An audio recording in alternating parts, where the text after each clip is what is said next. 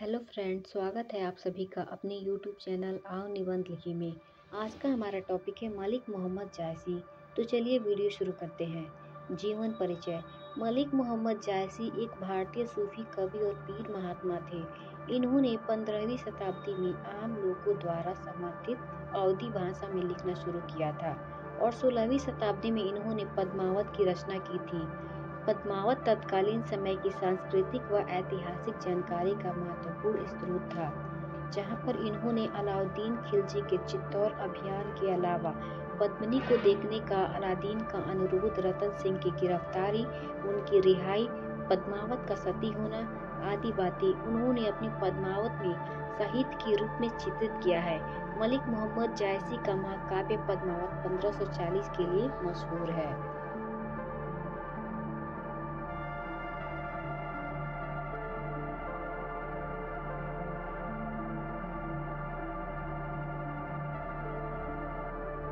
मलिक मोहम्मद जायसी का जन्म। मलिक मोहम्मद जायसी के जन्म की कोई पुष्टि जानकारी नहीं प्राप्त है, पर ऐसा माना जाता है कि इनका जन्म 1492 ईस्वी के आसपास रायबरेली उत्तर प्रदेश के जायस नामक स्थान पर हुआ था। मलिक मोहम्मद जायसी एक महात्मा की तरह उदार प्रवृत्ति के व्यक्ति थे।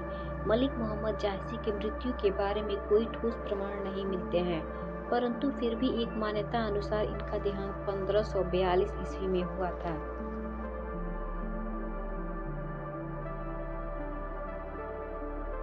मलिक मोहम्मद जायसी की शिक्षा।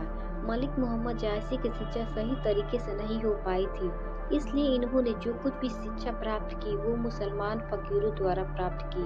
इसके अलावा गोरखपंथी और वेदांती साधु संतों द्वारा भी शिक्षा ग्रहण की। इसलिए मलिक मोहम्मद जायसी जी ने अपनी कुछ रचनाओं में अपनी गुरु परंपरा का भी उल्लेख किया है।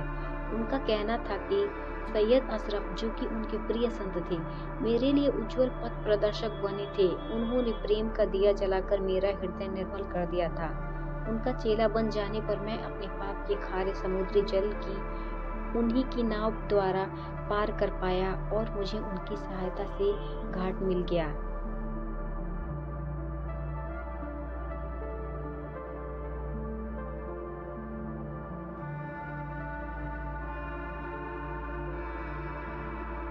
मलिक मोहम्मद जायसी की रचनाएं। मलिक मोहम्मद जायसी की 21 रचनाओं का उल्लेख उनके साहित्य में मिलता है, जिसमें पद्मावत, आखिरी कलाम, चित्ररेखा, अखरावट आदि जायसी की प्रसिद्ध रचनाएं हैं। इसमें पद्मावत सर्वोत्कृष्ट है और वही जायसी की अक्षय कृति का आधार है। पद्मावत मलिक मोहम्मद जायसी ने इस रचना में चित्तौड़ के राजा रत्न सिंह और सिंगला द्वीप की राजकुमारी पद्मावती की प्रेम कथा का अत्यंत मार्मिक रूप से वर्णन किया है। एक और इतिहास कल्पना के सुंदर प्रयोग से यह एक उत्कृष्ट प्रेम गाथा है। दूसरी ओर इसमें आध्यात्मिक प्रेम की भी अत्यंत भावमयी अभिव्यंजना मौजूद है।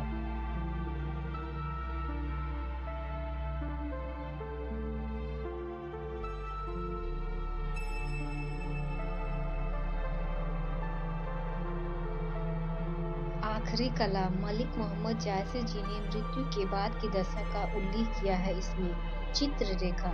इस रचना में मलिक मोहम्मद जी ने चंद्रपुर की राजकुमारी चित्ररेखा तथा कन्नौज के राजकुमार प्रीतम कुंवर के प्रेम की गाथा का वर्णन किया है। अखरावाट।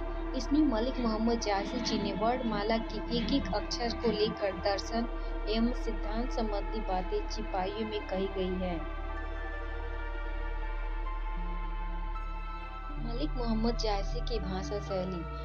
मलिक मोहम्मद जायसी की भाषा ठेठ अवधी है और पूर्वी हिंदी के अंतर्गत है, लेकिन यत्र तत्र उसमें अपभ्रंश तथा अरबी और फारसी के शब्द भी मिलते हैं। ब्रज भाषा और खड़ी बोली दोनों में विभिन्नता देखते हुए इसमें बोलचाल की लोक भाषा का उत्कृष्ट भावाभिव्यंजक का रूप देखने को मिलता है। जायसी की रचनाओं को समझने के लिए अवधी की मुख्य विशेषताओं को जान लेना आवश्यक है। जायसी जी ने अपनी रचनाओं में लोकोक्तियों के प्रयोग से इनकी रचनाओं में प्राण प्रतिष्ठा मिलती है। केवल चमत्कारी पूर्ण कथन की प्रवृत्ति ही जायसी जी में नहीं है, अपितु मनसवी शैली पर लिखित पद्मावत में प्रबंध काव्योचित सुष्ठव विद्यमान है। पद्मावत को जायसी जी ने दोहा और चौपाई तथा छंदों में रचना की है। जो कि एक महान उपलब्धियों से कम नहीं है। मलिक मोहम्मद जायसी जी हिंदी साहित्य के प्रथम महाकाव्य कारक हैं, साथ ही प्रेम के आख्यान का काव्य परंपरा का भी ये सर्वोत्तम स्थान रखते हैं।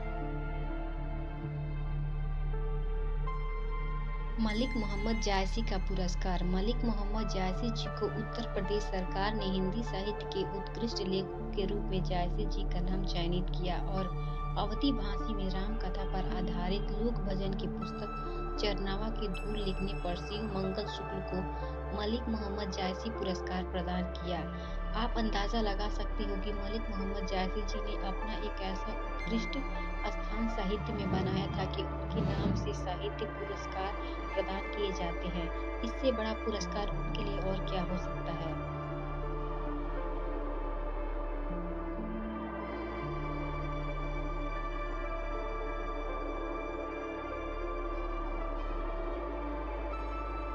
निष्कर्ष। मलिक मोहम्मद जी के बारे में कहा जाता है कि सूफी काव्य धारा के इस महाकवि की काव्य दृष्टि अत्यंत व्यापक थी।